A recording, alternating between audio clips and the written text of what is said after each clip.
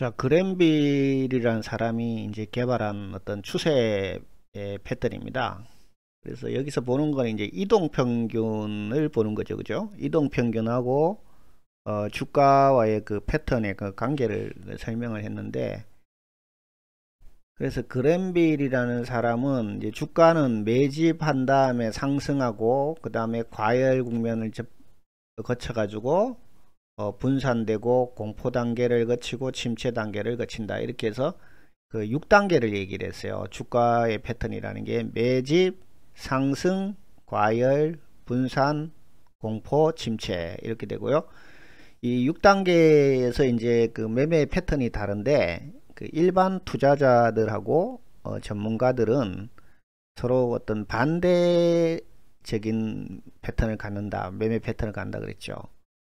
그렇기 때문에 이제 일반 투자자들은 이제 손실을 보는 것이고, 전문 투자자들은 수익을 내는 것이, 이렇게 되죠.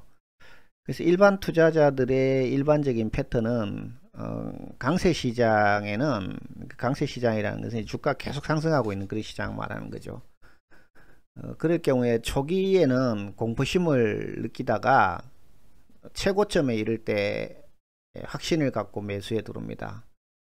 초기 국면에 일반 투자자는 안 들어온다는 거죠. 그래서 고점에 대해서 주가가 어느 정도 안정화돼서 계속 간다는 그런 느낌이 있을 때, 그때 확신을 갖고 매수를 하는 거죠. 그렇지만은 이제 전문가 그룹 같은 경우는 강세 시장에는 확신을 갖고 주가를 매수를 하지만 정점에 이를 때는 오히려 공포심을 느껴서 매도를 하게 됩니다.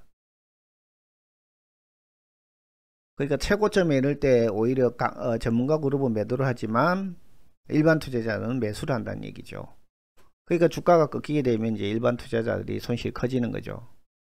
그다음 반대로 이제 약세장인 경우는 일반 투자자들은 주가가 계속 떨어지니까 확신을 갖고 매수를 합니다.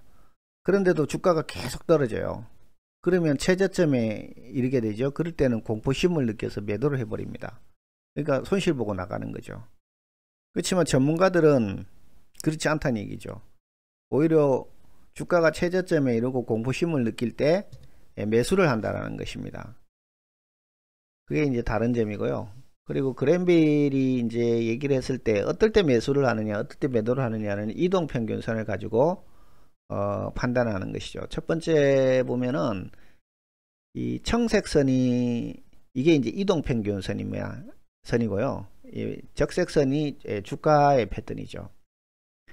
그러니까 장기 이동평균선이 더 이상 하락하지 않고 이렇게 이제 횡보를 하고 있다는 거죠. 뭐 장기 이동평균선이라 그러면 우리가 보통 120선, 200일선을 말하는 거겠죠. 그럴 때 이 장기 이동평균선을 뚫고 주가가 올라오는 거죠. 주가가 이 장기 이동평균선을 뚫고 올라간다면 대단한 거죠. 그 추세 전환을 한다는 얘기입니다. 오랫동안의 어떤 침체를 거쳐서 이제 본격적으로 상승을 하려고 하는 것이죠.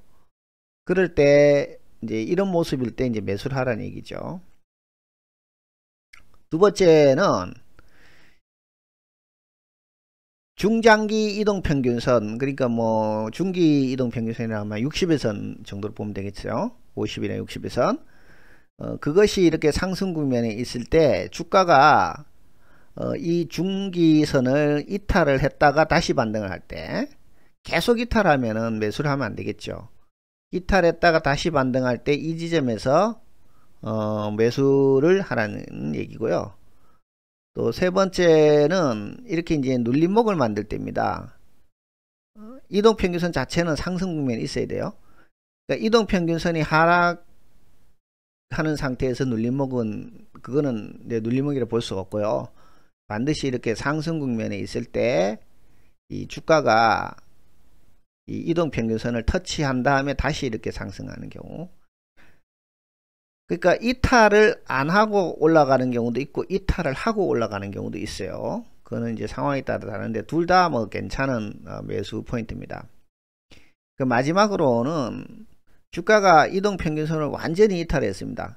완전히 이탈한 다음에 이 상당히 이제 하락을 한 거죠. 그죠?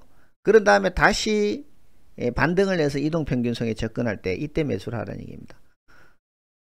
그러니까 주가가 이렇게 하락을 했지만 이동평균선 자체가 상승 국면에 있다는 얘기는 이거는 일시적인 급락으로 볼 수가 있어요.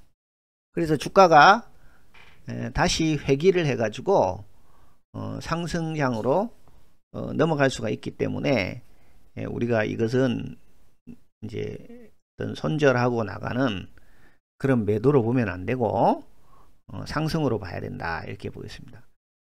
반면에 이제 이 매도 국면에서는 이렇게 지금 보시면 청색선이 전부 다 이렇게 두 개는 이렇게 하락하고 있어요. 그러니까 이동평균선 자체가 이렇게 꺾인 거죠. 이럴 경우는 대부분 이제 매도를 해야 됩니다. 반면에 이동평균선이 상승을 하더라도, 상승 국면이 있더라도 이 그림은 보면은 이거를 이제 이탈해서 뚫고 올라갔다가 다시 꺾이죠. 그러니까 굉장히 많이 올라갔기 때문에 이거는 차익 매물이 나온다는 얘기입니다. 그러니까 단기 고점으로 봐야 되기 때문에 이런 경우도 매도를 해야 된다는 것이고요. 그래서 첫 번째는 이제 장기 이동평균선이 더 이상 상승을 못하고 횡보를 하고 있는 상태에서 주가가 장기 이동평균선을 이탈할 경우는 매도해야 된다. 두 번째, 장기 이동평균선이 하락하고 있는 상황에서 주가가 일시적으로 장기 이동평균선을 돌파를 했을 경우는 이거는 어떤 기술적인 반등으로 볼 수도 있다는 얘기입니다. 여기서 추격 매수를 하면 안 되죠. 다시 또 이렇게 내려갈 수가 있어요. 그래서 오랜 침체 후에 이렇게 바로 올라가는 건 굉장히 힘들죠. 먼저 이런 것처럼 이동평균선 자체가 이렇게 수평으로 누운 다음에 주가가 이렇게 올라가는 거지, 이동평균선 자체가 우하향으로 계속 있는 상태에서 주가가 골든크로스를 만들었다 한들 이거는 다시 또 하락할 가능성이 있기 때문에 이때는 여기서 사가지고 여기서 팔아야 된다는 얘기입니다. 그리고 다시 몇 번 해서 올라갈 때 그때 매수로 봐야 된다는 얘기입니다. 그 다음 세 번째는 이동평균선이 기울어진 상태에서 우하향하는 상태에서 주가가 일시적으로 이동평균선에 접근하지만 돌파를 못하는 경우는 다시 떨어지겠죠.